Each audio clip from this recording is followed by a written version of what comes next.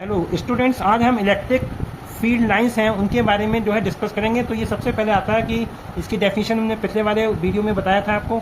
अब यहाँ पे हम इसकी प्रॉपर्टी डिस्कस करते हैं, properties of electric lines of force. यह क्या होती हैं ये आप देखिए। पहली पॉइंट आता है they always start from positive charge and ends on negative charge. इसके मतलब वो ये प्लस चार्ज से निकलती हैं और माइनस चार्ज पे चली जाती हैं। ये दोबारा कभी माइनस से प्लस पे नहीं आती। इट मीन्स सेकंड पॉइंट आ जाता है they do not form close curve. ये क्लोज कर्व नहीं बनाएंगी, जैसा कि मल्टी लाइन ऑफ फोर्सेज होती हैं वो क्लोज कर्व फॉर्म करती हैं, पर ये क्लोज कर्व फॉर्म नहीं करती हैं। ठीक है, तीसरा पॉइंट हमारे पास आ जाता है कि two electric lines of force never intersect to each other because at the point of intersection there will be two tangent at the same points. यानी two electric lines of forces कभी आपस में एक दूसरे को इंटरसेक्ट नहीं करेंगी, क्योंकि ये पॉइंट ऑफ इंटरसेक्शन दोनों कर्व पे होगा या दोनों लाइंस पे होगा। It means there will be the two tangent at the same point, that is two direction of electric field at the same point. यानी टू टेंजेंट यानी two direction of electric field at the same point possible नहीं है। ठीक है, तो इसके मतलब ये कभी इंटरसेक्ट नहीं करेंगे, which is impossible. Fourth point हमारे पास आता है the lines of force do not pass through a conductor. जो लाइन्स ऑफ फोर्स होती हैं किसी कंडक्टर से पास नहीं होती हैं। इसीलिए आप लोगों को सजेशन दिया जाता है कि जब भी हम फोर व्हीलर के अंदर ट्रैवलिंग कर रहे हो, रनिंग में हो, लाइटनिंग का टाइम हो, बिजली कड़क रही हो, तो उस समय अपने शीशे उसके बंद कर देनी चाहिए, क्योंकि जब वो क्लोज कर बन जाएगा अंदर तो जो भी इलेक्ट्रिक लाइन्स ऑफ फोर्सेज होंगी वो बाहर से ग्राउंड में जाएंगी और अंदर किसी को हार्म नहीं पहुंचाएंगे। ठीक है, तो इसके मतलब होगा the lines of force do not pass through a conductor. Fifth point आता है the lines of force contract longitudinally. ये मैं आपको बता दूं, इसका मतलब है कि लेंथ में ये हमेशा क्या करेंगी, सिकुड़ जाएंगी। सिकुड़ने के मतलब है कहीं पे ये पास और कहीं पे लंबी हो जाएंगी, डेट इज लेंथ वाइज इनका जो है कंट्रैक्शन होता है। सिक्स पॉइंट आपका जो आ जाता है the lines of force exert lateral pressure on each other. ये लैटरल प्रेशर भी एक्सर्ट करती हैं।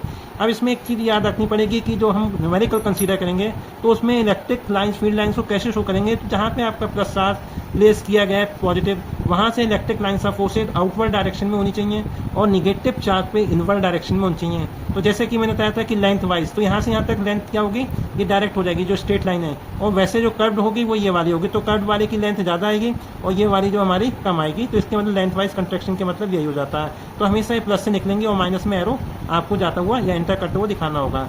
इसके बाद नेक्स्ट आता है इलेक्ट्रिक डाइपोल। तो इसमें डेफिनेशन इलेक्ट्रिक डाइपोल की जाननी होगी। तो पहले इस डायग्राम को आपको जो है काफ़ी कंसीडर करना पड़ेगा। डाई माने दो, पोल यानी हमारे पास दो इक्वल एंड अपोजिट मैग्नीट्यूड के चार्जेस होना चाहिए, उनके बीच में कुछ सेपरेशन होना चाहिए। तो it consist of two equal and opposite charges placed at a finite distance 12 metre apart. ठीक है, यानी हम प्लस क्यू और माइनस क्यू को, प्लस क्यू यहाँ प्लेस किया और माइनस क्यू, उनके बीच का सेपरेशन 12 है, तो हम इसको इलेक्ट्रिक डाइपोल बोल देते हैं। ठीक है, अब इलेक्ट्रिक डाइपोल मोमेंट क्या होता है, the product of magnitude Q of one charge. Q के मैग्नीट्यूड के मतलब है ना तो आपको माइनस साइन कंसीडर करना, ना प्लस से वैल्यू कंसीडर करनी है, of one charge and the separation between the two charges is called electric dipole moment. इसके मतलब Q और 12 का जो प्रोडक्ट आएगा उसको इलेक्ट्रिक डाइपोल मोमेंट कहते हैं। It is represented by P vector, that is P vector equal to Q dot 2L। यानी इसकी जो डायमीटर होता है वो P equal to Q into 12 होता है। इस Q का जो यूनिट है वो कूलम है और 12 मीटर में है, और ये 12 जो कि डिस्प्लेसमेंट है, तो P भी वेक्टर क्वांटिटी होगा क्योंकि डिस्प्लेसमेंट वेक्टर है। It is a vector quantity and the dimensional formula is ATL।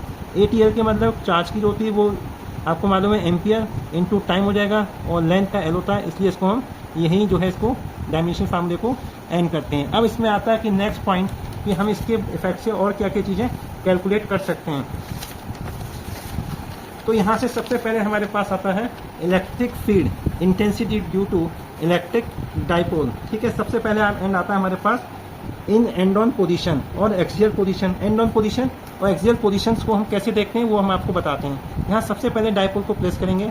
यहाँ पे आपको मालूम है ये कैसा चार्ज है, पॉजिटिव चार्ज है, और ये आपका माइनस चार्ज है, और सेंटर इसका मिड पॉइंट यानी O है।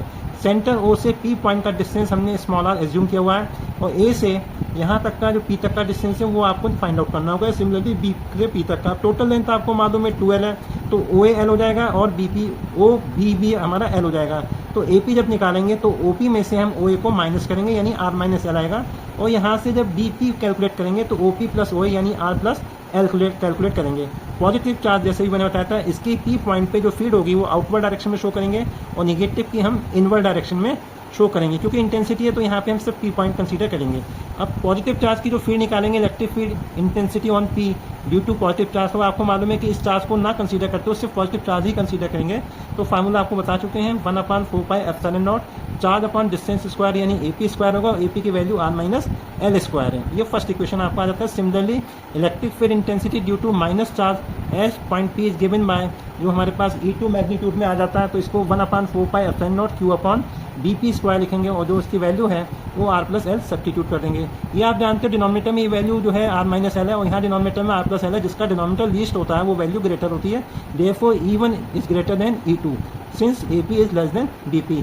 Therefore the net electric field intensity at point P, अब यहाँ पे आपको मालूम है दोनों वेक्टर क्वांटिटीज अपोजिट डायरेक्शन में, इनके बीच में एंगल 180 डिग्री का है, तो लॉ ऑफ पैरेललोग्राम में ये दोनों जो होगा अपोजिट डायरेक्शन में आ रहेंगे, तो E1 minus E2 greater minus smaller लगा देंगे, तो E1 माइनस E2 के मैग्नीट्यूड को हम सब्ट्रैक्ट कर देते हैं।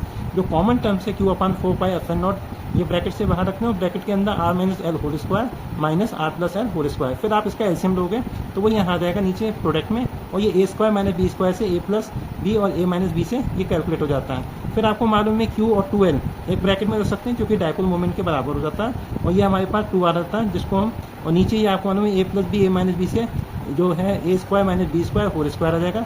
तो ये हमारे पास इंटेंसिटी का फार्मूला बन के आ जाता है, E = 1/4πε0 के P, ये Q इंटू 2L जो होगा वो आपका P के इक्वल आ जाएगा, जिसको कि हम कह सकते हैं कि यहाँ पे Q और इंटू 2L को P से रिप्लेस करें। ठीक है, तो P से जब आप रिप्लेस करोगे तो ये हमारे पास क्या आ जाएगा, ये चीज़ तो P हो जाएगी, ये 2R हो जाएगा, ये R square minus L square whole square हो जाएगा। तो रिक्वायर्ड फार्मूला हमारे पास 2PR upon R square minus L square whole square होता है। यहाँ से हम क्या होता है, L की वैल्यू अगर in comparison to distance R देखते हैं वेरी वेरी स्मॉल है, therefore R square is taken to be nearly equal to 0। Therefore required formula यहाँ पे 0 पुट करके मिल जाएगा, वो हमारे पास 2P अपॉन R³ हो जाता है। ठीक है, यहाँ तक ये फार्मूले का हमने जो है मेन ड्राइव कर दिया है। ये वीडियो आपको अगर अच्छा लगा हो और पसंद आए तो इसको लाइक एंड सब्सक्राइब करें। Thank you.